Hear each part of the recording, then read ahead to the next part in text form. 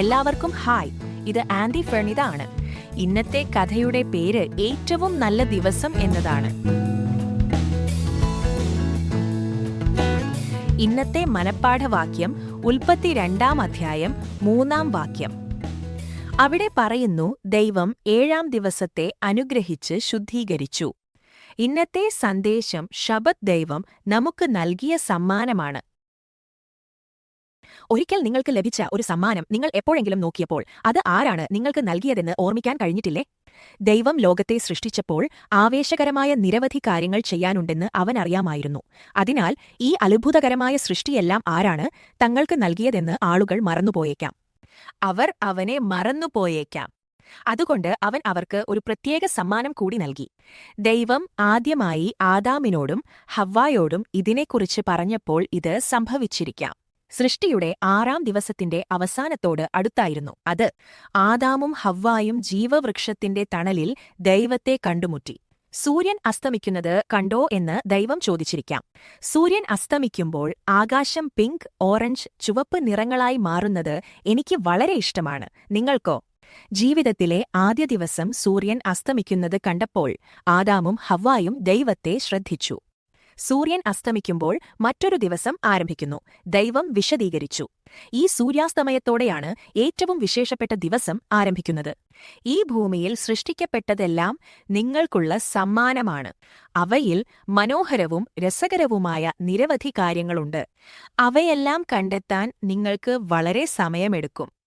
എന്നാൽ ഏറ്റവും നല്ല സമ്മാനം ഇതുവരെ സൂക്ഷിച്ചു വച്ചിട്ടുണ്ട്. ആ സമ്മാനം ഒരു ദിവസമാണ്, 7-ാം ദിവസം. അതിനെ ശബ്ബത്ത് എന്നു വിളിക്കും. ശബ്ബത്ത് എന്നു പേരുള്ള ഒരു ദിവസമോ? ആദാമും ഹവ്വായും കൂടുതൽ അറിയാൻ ആഗ്രഹിച്ചു. ദൈവം താനും യേശുവും പരിശുദ്ധാത്മാവും വളരെയധികം സന്തുഷ്ടരാണെന്ന് വിശദീകരിച്ചു. നിങ്ങൾക്കും നിങ്ങളുടെ കുട്ടികൾക്കും കുട്ടികൾ ഉണ്ടാകുമ്പോൾ ഈ ലോകത്തെക്കുറിച്ച് കൂടുതലറിയുമ്പോൾ കാര്യങ്ങൾ വളരെ തിരക്കേറിയതായിരിക്കും. ഞങ്ങളോടൊപ്പം ചെലവഴിക്കാൻ നിങ്ങൾക്ക് മതിയായ സമയം ലഭിക്കുമെന്ന് ഞങ്ങൾ ഉറപ്പാക്കാൻ ആഗ്രഹിക്കുന്നു. ഈ ലോകം മുഴുവൻ ഞങ്ങൾ സൃഷ്ടിച്ചത് നിങ്ങൾക്കു വേണ്ടിയാണെന്ന് നിങ്ങൾ ഓർമ്മിക്കണമെന്ന് ഞങ്ങൾ ആഗ്രഹിക്കുന്നു. എല്ലാ ആഴ്ചയുടെയും അവസാനം ഞങ്ങൾ ഒരു പ്രത്യേക ദിവസം ഇടുന്നു. മറ്റെല്ലാ ദിവസങ്ങളിൽ നിന്നും വ്യത്യസ്തമായ ഒരു പുണ്യദിനമാണിത്. നിങ്ങളെ തിരക്കിലാക്കുന്ന എല്ലാ കാര്യങ്ങളെയും കുറിച്ച് ചിന്തിക്കുന്നത് നിർത്തേണ്ട സമയമായിരിക്കും. അത് ആഴ്ചയിലെ 6 ദിവസവും. നിങ്ങൾക്ക് ഒരു ദിവസം മുഴുവൻ ഞങ്ങളോടൊപ്പം ചെലവഴിക്കാൻ കഴിയും. 1-ാം ശബ്ബത്ത് ദിവസം രാവിലെ എന്താണ് സംഭവിച്ചതെന്ന് നമുക്ക് ഊഹിക്കാവുന്നതേയുള്ളൂ.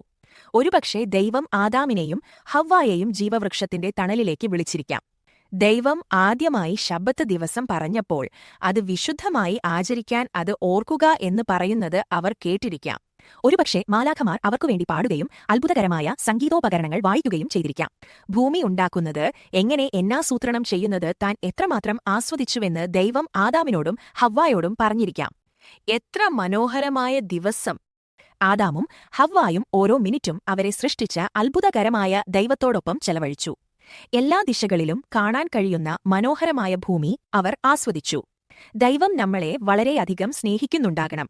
ആദാമും ഹവ്വായും പരസ്പരം പറഞ്ഞിട്ടുണ്ടാകണം, നമ്മളെ സ്നേഹിക്കുന്ന ഒരാൾക്ക് മാത്രമേ എല്ലാം ഇത്ര പൂർണ്ണമാക്കാൻ കഴിയൂ. അവന്റെ സ്നേഹം അവനോടുള്ള സ്നേഹത്താൽ നമ്മെ നിറയ്ക്കുന്നു. ഏദനിലെ എല്ലാ ശബ്ബത്തിലും ആദാമും ഹവ്വായും ദൈവത്തോടൊപ്പം ഉണ്ടായിരുന്നു. ഓരോ ശബ്ബത്തിലും അവൻ അവർക്കുവേണ്ടി ലോകം സൃഷ്ടിച്ചതെങ്ങനെയെന്ന് അവർ വീണ്ടും ഓർമ്മിച്ചു. അവൻ അവരെ എങ്ങനെ സൃഷ്ടിച്ചുവെന്നും അവൻ അവരെ എത്രമാത്രം സ്നേഹിച്ചുവെന്നും അവർ ഓർത്തു. ഓരോ ശബ്ബത്തിലും നമുക്ക് ഒരു ദിവസം മുഴുവൻ ദൈവത്തോടൊപ്പമായിരിക്കാൻ കഴിയും. ദൈവം നമുക്കുവേണ്ടി ഒരുക്കിയ ഈ പ്രത്യേക ദിവസം നാം ആസ്വദിക്കണമെന്ന് ദൈവം ആഗ്രഹിക്കുന്നു. നാം അവനോടൊപ്പം ആയിരിക്കുന്നതും അവന്റെ സ്നേഹത്തെക്കുറിച്ച് കൂടുതലായി പഠിക്കുന്നതും ആസ്വദിക്കണമെന്ന് അവൻ ആഗ്രഹിക്കുന്നു.